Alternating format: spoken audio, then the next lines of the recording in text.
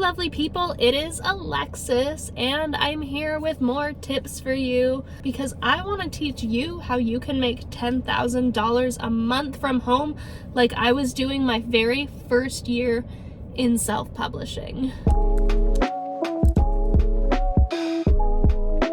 Yes, I am filming while I have a cold. I promise, that's all it is. Got tested, whatever. But I'm just about over it, thankfully. But I had to get this video filmed today, otherwise it wouldn't be ready for you on time. Today, I'm gonna share with you my ultimate secret on how I was making $10,000 a month my very first year in self-publishing. I have some how-to books that go into more detail, but we're not gonna worry about that right now. They're in the description. First of all, I didn't have money to put into this when I got started. When I first started with self-publishing, I was not making any money. It was hard. When I started out on the self-publishing journey that brought me to where I'm at today, I was sleeping on the floor of a friend's house. They had a guest bedroom that was like an office thing that they weren't using that often, and so I was sleeping on a literal mat on the floor with my husband, and we were dividing our time between there and the guest room at my mom's house. I worked in the town where my friend lived, so we would spend the weeks there and then the weekends at my mom's house, and like in exchange we would help with stuff around their houses. So it was a really rough time, and my job was super stressful. I really hated it. My coworkers were mean and manipulative and toxic, and I just really hated that environment. And at the time, I was working on this book that I was saying to myself, I'm gonna finally write something that'll make money, because I had published a couple of things before, just wrote it, threw it out there, didn't do any research on the self-publishing industry or anything. I made every single mistake that any author could make. My covers did not fit the market whatsoever. They were beautiful, thankfully, but they just didn't fit at all. They looked really bad whenever it came to the genre they were in. So like I was trying to write these really steamy short romances, but my covers had these really cute couples just being adorable and sweet, and people thought they were clean romances when they looked at the cover, and the description didn't allude to the fact that they were not clean romances. So yeah, those got a lot of really bad reviews because I just didn't market them properly. It was really bad. But then in January of 2020, I published my very first book in a completely different subgenre of romance. It was something I'd never considered before, but I took a leap, and halfway through the year I hit my first $10,000 month, and I lost my mind. I had no idea that I could do something like that. And honestly, like the third month I made $5,000 after years of never as a couple even making more than $2,000 a month, having just a $5,000 month, and then a $7,500 month, and then a $10,000 month, just boom, boom, boom as we went. It was ridiculous. I absolutely couldn't believe what I was seeing. I didn't think that I was worthy of these kinds of results, you know? If you've watched some of my videos before, you might know that I am struggling and working on getting rid of a fear of success mindset that I didn't even realize that I'd had, where just it's some sort of combination of a fear of change and fear of the unknown, where I'm just terrified of succeeding.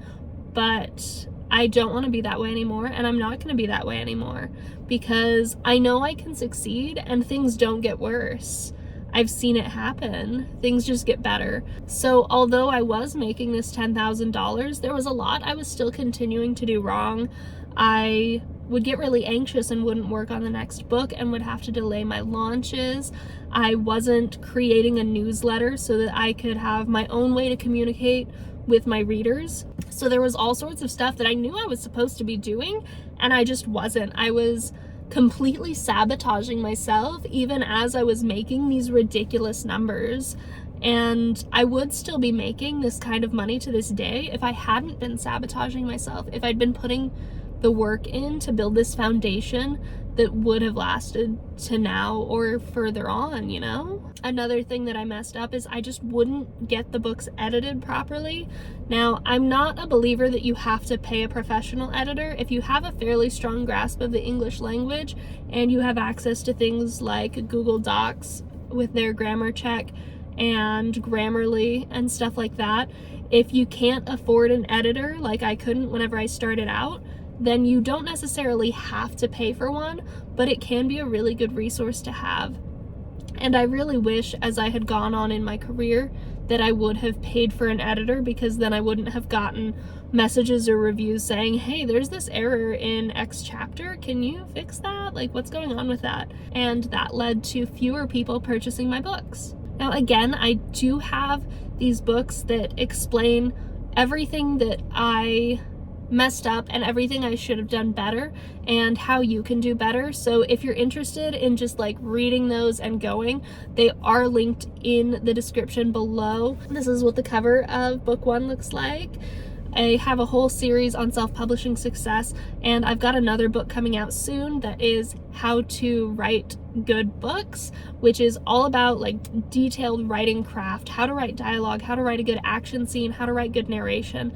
I've got all sorts of stuff coming, so keep an eye out there if you're interested in writing your own fiction. So if you hadn't guessed by this point, my genre that I was writing in was romance. It still is. I say was as if I'm not still constantly writing books. I publish and write romance books, especially in the paranormal and Why Choose categories. Why Choose is formerly known as RH, but we as authors are finally, thankfully, shifting away from that because the term is just really bad in a lot of ways. I publish a lot of Why Choose and then regular like MF paranormal romance, where, you know, it's a guy and a girl and they fall in love, but one of them is a demon or a fairy or a dragon or something. So that's the kind of thing that I love to read it and I love to write it, so why not? Of course, just looking and saying, you know what, I want to write this genre, so I'm gonna write a book and it's gonna be the best and I'm gonna slap a cover on it and put it up for sale is not good enough. That's not gonna make you $10,000 months. That's not gonna make you $100 months, because there's a lot more to creating a book and getting people to enjoy it than just putting it up on Amazon. So again, and I say this a lot because it's really important, just writing the book is not enough. Just writing it and putting it up on Amazon is not enough. It's not going to magically bring you success to just do that. There's a lot of other steps you have to take. For one, you really have to understand the marketing side and making a book that fits the market. For example, if you're writing a mystery book and you haven't read a mystery book that's been published within the last decade, you're probably not going to get a lot of interested readers, because they're going to see that you're writing something that doesn't fit the genre at all, that has a lot of really outdated and potentially even offensive genre tropes, because you're not familiar with the genre. So whatever you're writing, make sure you familiarize yourself with the genre. Make sure you familiarize yourself with the important and common tropes in this genre. Tropes aren't inherently a bad thing. A lot of people confuse the term trope and cliche, where they think, oh, well, this is so cliche, it happens in so many books. But there's a reason for it, and it's because people like to read it. People like to see these things happening in these books. So understanding the common tropes of your genre is important, and making sure that your mystery action thriller novel doesn't have Detective Chip Driver solving the case on page 10 is a pretty important step, and that comes with understanding the genre that you're writing. So before I ever started publishing Why Choose Romance, I read a ton of it. I got a Kindle Unlimited subscription, which you can get in the description below. I get a tiny bit of kickback if you use my link, which would be cool, but you don't have to. But basically it's like $10 a month and lets you read any books on Amazon that are enrolled in this Kindle Unlimited program. All of my books are enrolled in it other than my how-to books. And it's a really great way to familiarize yourself with the genre that you're planning on publishing, especially in the self-publishing sphere, because you can look at a lot of covers, you can look at a lot of tropes, you can read through a lot of books really quickly. Even if you just skim through them, you're getting a ton of information that you wouldn't otherwise get without reading these books. Now, of course, a lot of people think that writing a book to fit the market means that you're taking all the creativity away, but I find that it makes it a lot easier for me to write a book when I have a really basic framework to follow. For example, in romance, if it doesn't have a happily ever after or a happily for now ending, it's not romance. People hate when the book or series doesn't end with the characters happy together, because then it's not romance. It could be considered women's literature or chick lit, but it is not romance if it doesn't have that happily ever after or happy for now ending. And that is something that you want to understand before you start writing and planning the book for publication. Another thing that you want to understand is how you can market this book. A lot of people think, well, I published a book and it has a lovely cover. I'm going to go ahead and just slap the cover on Facebook and say, hey, read my book, here's the blurb. But that's not good enough, because 1,000 other people every single day are doing the exact same thing. This isn't going to get you any attention.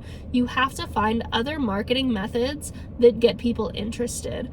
If you've watched my TikTok video, then you might understand that drawing an emotional response or creating some sort of connection with a potential reader, a potential buyer, is the best way to bring people in. When I was first starting out with my most successful series that did end up making me $10,000 a month in 2020, my favorite thing to do would be to post polls asking what dress my heroine should wear, what guy she should kiss first or do other things with first in the book, because when people would comment this, then they would get a just tiny bit invested. They didn't have to be super invested and obsessed with the book at this point. They just had to be willing to give it a shot.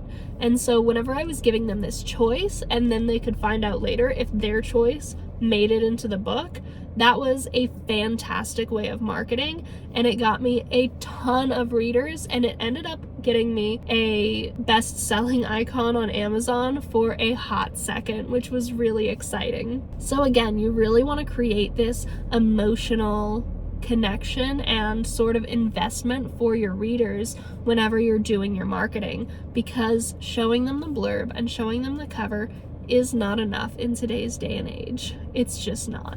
Now, that's not to say that your covers aren't important, because when people say don't judge a book by its cover, they have good intentions, but that's just not how our minds work. If a book has a really ugly cover, people aren't going to want to read it. So you want to make sure that your cover, much like the book itself, fits the genre. If you have a paranormal romance book, for example, it might have like a really cool knife on the cover with a snake, a very specific snake, if you're familiar with the genre at all. This guy, I did pay for rights to have this little snake in the video. And a really lovely font with some really stark contrast. If you're writing a thriller, you might have the title in big, bold caps on the cover with a silhouette of, I don't know, a gun or something. I don't write in that genre. You also want to make sure that the interior design of the book works really well. I personally use vellum, but it does cost money. So if you want to do something very simple, then I recommend just going onto Google Docs and formatting it well. If you use a really basic font like Times New Roman or something, and then make sure the headers are separate, and at the end of each chapter, hit on a Windows computer Control Enter, or on a Mac you're going to want to hit Command Enter, then that will separate the next chapter onto a completely different page. And it's just very basic, easy formatting. And then you want to make sure, if you can't afford to hire an editor, which again, if you can afford it, I really recommend doing it, but if you can't, run it through the Google Docs grammar check or Microsoft Word, whatever you have, and Grammarly. I really love Grammarly. They're not even sponsoring this video, but I genuinely use them for every single book that I do before they ever go under the eyes of an editor. So make sure that you're running these grammar checks, and don't just automatically click on the changes that they want you to make. Make sure that those changes actually make sense before you accept them. Now, of course, I do go into a lot more detail about this stuff in my self-publishing success books, which are in the description down below. And of course, the most important thing that I can tell you is to take a chance on yourself, believe in yourself, because chances are, if you are watching this video about writing and publishing books, you're already a lot further than a lot of people get. You are better than you think you are, and you can absolutely do this. I look forward to reading your books.